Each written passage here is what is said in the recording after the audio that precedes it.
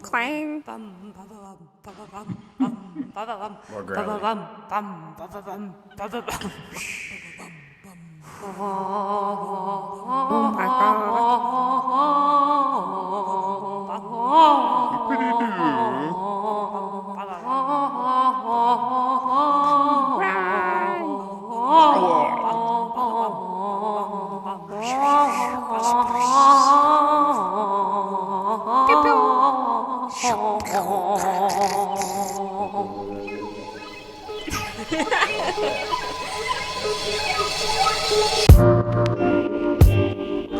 Hello and welcome back to Heck Knows. This is part 2 of my MCU movie rankings, and we're getting into the thick of it now. There's no going back. We're in too deep.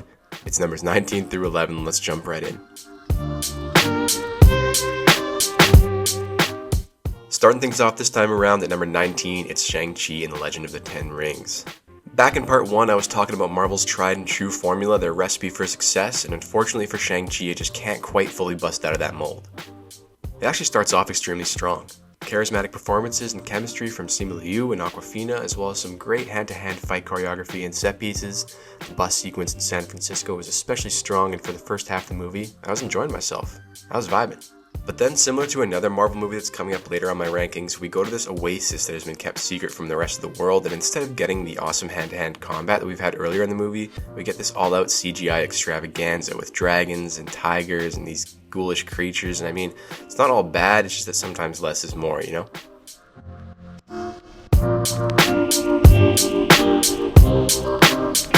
Coming in at number 18, I have Iron Man 3. When I first started ranking these movies, I had Iron Man 3 a little higher up on my list because I remember really liking it when I saw it in theaters. But after rewatching it recently, I was actually slightly disappointed. On the first watch, the whole Ben Kingsley Mandarin twist works because it is truly unexpected and fun, but then knowing that it's all an act, it loses a lot of its charm the second time around.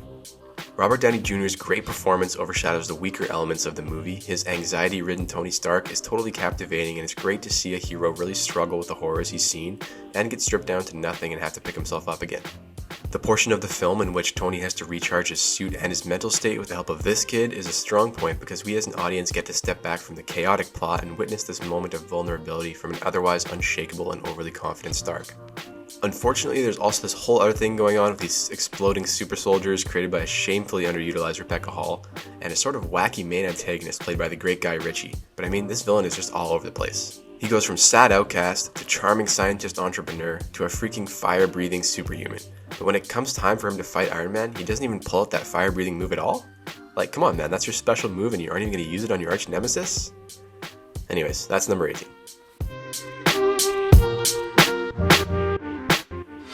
Captain America admittedly isn't my favorite hero in the MCU. For the same reason I don't like Captain Marvel as much, they're just too pure for their own good.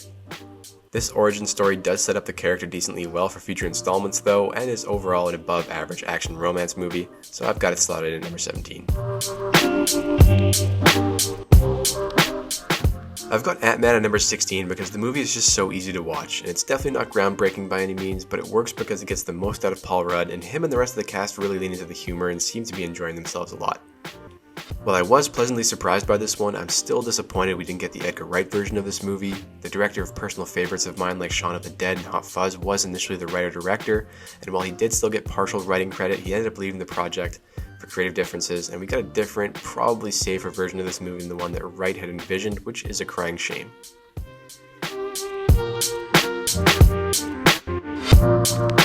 Next up, I have Iron Man 2. For the longest time, I had this idea that this movie was really bad, and in my initial rankings, I had it as one of my worst movies, but then after rewatching it, I was actually surprised by how fun it was. I think this movie's issue at the time was that people were expecting another groundbreaking movie like the original Iron Man, but instead they got this sort of standard superhero sequel. But at its core, you still have what made the first Iron Man movie good. You still got Robert Downey Jr. doing his thing, tons of humor and action, and a sort of will they or won't they romance between Tony Stark and Pepper Potts. What makes this movie a little different from the first one though is you have 3 villains when the first one only had one big bad guy. The first villain isn't really that much of a villain, but it is the worst, and it's Tony's self-destructive behavior from his knowing that he's going to die, which results in a cringy party sequence that is definitely a weaker point in the movie.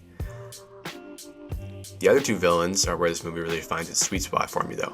We got Sam Rockwell nailing it as Justin Hammer, and Mickey Rourke hamming it up with his crazy accent, and it's fantastic. This is where the movie really shines.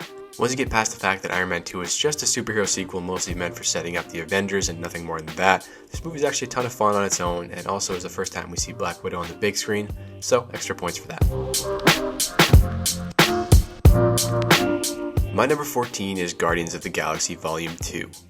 Due to my high expectations for this one, I was disappointed by Volume 2, but after that initial reaction subsided, I was able to go back and enjoy the movie as a more personal exploration of the Guardians and their relationships, and it still has an awesome soundtrack and some excellent sequences, and also kind of solidified Rocket Raccoon as one of my favorite characters in all of the MCU. James Gunn is one of the best and most knowledgeable directors out there, and his love of the source material really shines through in these movies, and I can't wait for Volume 3.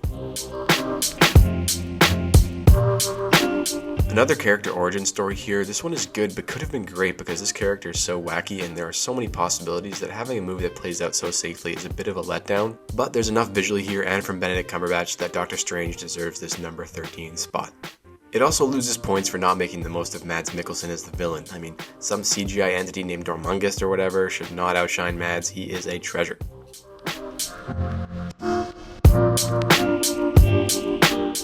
So from here on out, the next 12 movies are all ones I like a lot.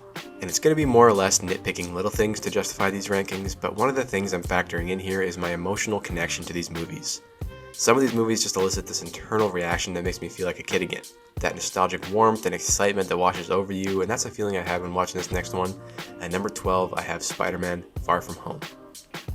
I've always had a soft spot for Spider-Man, and I wasn't much of a comics reader as a kid, but I watched the heck out of the animated series, and this movie makes me feel like I'm 10 years old again watching Saturday morning cartoons.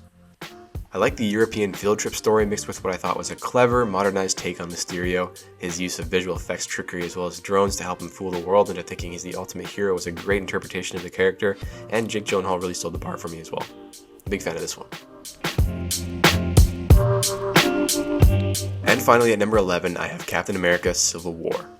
It's called Captain America: Civil War, but it could easily be called Avengers: Civil War. This movie does a great job at juggling tons of characters and balancing the action sequences with heavy exposition, but the best part about this movie is how they handle the villain. It's your boy Daniel Bruhl, and he makes puppets out of the Avengers. For once in a Marvel movie, we have a villain with no intention of fighting the Avengers himself. He knows he can't beat them that way, so instead he has a brainwashed Bucky do some fighting for him and adds fuel to a brewing conflict between Steve Rogers and Tony Stark, which results in an all-out brawl between two factions of the Avengers. Civil War's action set pieces are fine, but it's actually the themes and the plot that are the strength, and that's what puts it above the other films so far. Civil War was one that I struggled with, and it only just missed being in my top 10, so stay tuned for part 3 to find out which films made the cut and which one takes my number 1 spot. Take care, and thanks for watching.